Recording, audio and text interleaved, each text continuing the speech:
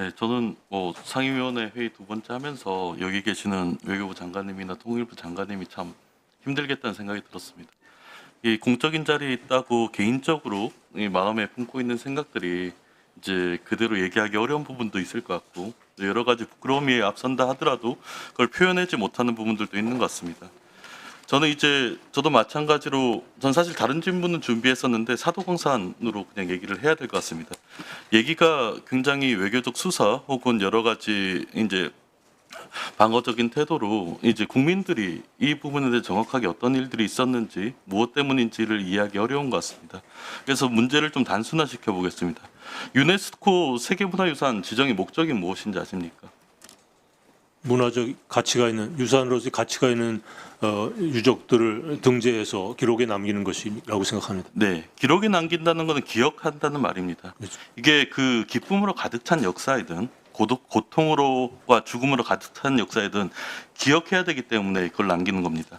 무엇을 위해 기억합니까? 과거에 생물학적으로 돌아가신 그분 징용돼서 그 안에서 광산 안에서 이 뜨거운 여름에 일을 하다가 돌아가신 그분들을 기억한다. 그분들이 기억을 합니까?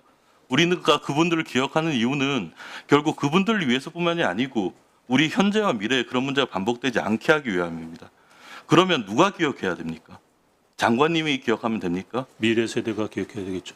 우리 모두가 기억해야 됩니다. 이 불편한 역사를 협상의 대상으로 보고 그를 왜곡하거나 혹은 왜곡을 방치하는 외교관뿐만이 아니고 모든 사람, 피해자였던 우리와 착취자였던 일본 정부 아래 살았던 일본인들 모두가 이 문제를 보고 기억해야 합니다.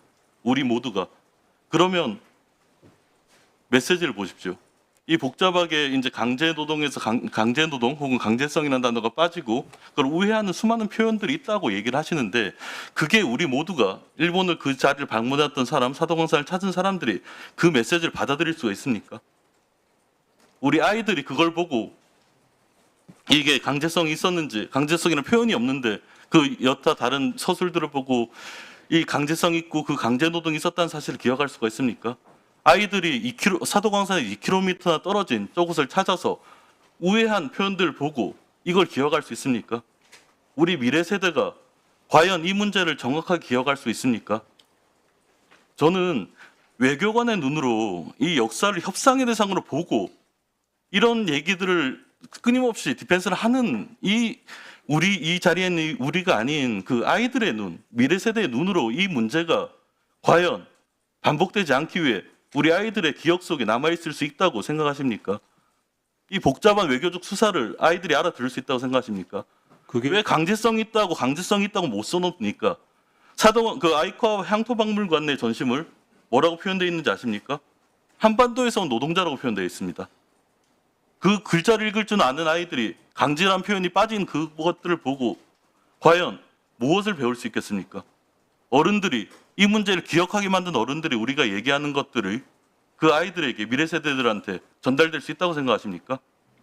그러면 뭘 하면은 가장 최선이라고 생각하십니까, 의원님께서는? 아예 등재에 반대해서 모든 역사적 기억에서 이 문제를 사라지게 하는 것이 우리의 국익에 맞고 미래 세대의 교육을 위해서 바른 길이라고 생각하십니까?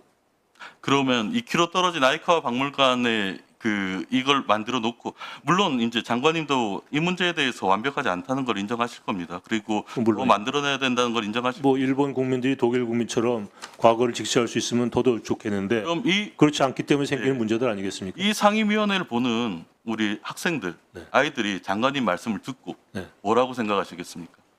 뭐 비판하는 장관님들이 이렇게 해서 그게 옳다고 지금 할 수 있는 최선이라고 하는 말을 이해할 수 있겠습니까? 어쨌건 협상이 대상이 될 수 없는 역사적 문제를 협상으로 끌고 가는 것이 일본이기 때문에 그런 상대국 국민과도 외교를 해야 되고 네. 최선의 결과를 이끌어내야 되는 것이 외교의 현실이죠. 그게 거기서 일본의- 제가 이러한 것들을 네. 해놨다는 말씀을 제가 드리는 겁니다. 저는 방금 역사를 협상의 대상으로 보는 게 일본 정부만 그렇습니까?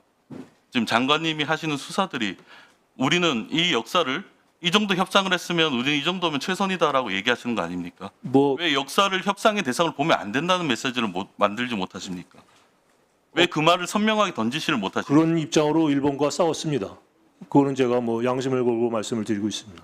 그러면 다만 상대방이 그거를 100% 받아들이지 않기 때문에 생긴 결과입니다. 상대방이 받아들이지 않는 부분에 대해서 지금은 이걸 국회의원인 저희들한테만 얘기하는 게 아니고 생방송으로 우리 아이들, 우리 학생들한테 얘기가 전달되고 있지 않습니까? 왜 그 아이들한테 이 정도밖에 못해서 미안하다는 말을 못하십니까? 미안하십니까? 100% 받아내지 못한 거에 대해서 제가 미안하십니까?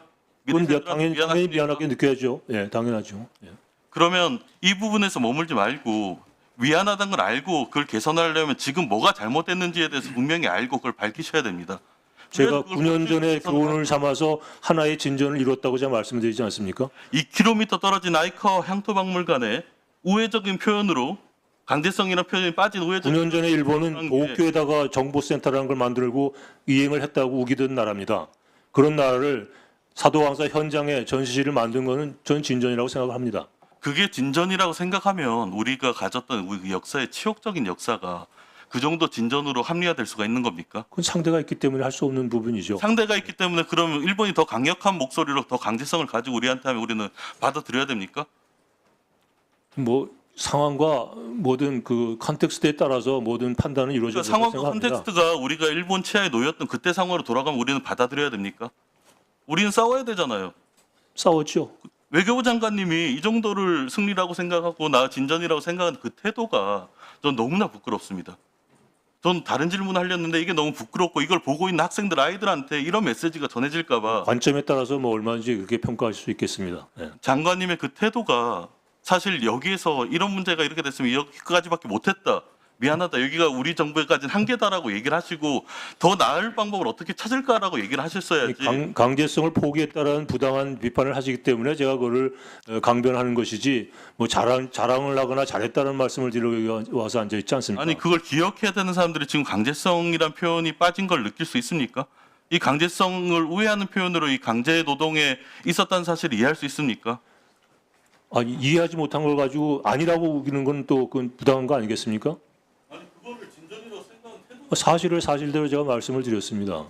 그것을 다 아니라고 부인을 하시니까 제가 거기에 대해서 강변을 하는 것입니다. 예. 자, 우리 차지 의원님 보충 질의 시간을 나중에 드리도록 하겠습니다. 예, 원활한 회의 진행을 위해서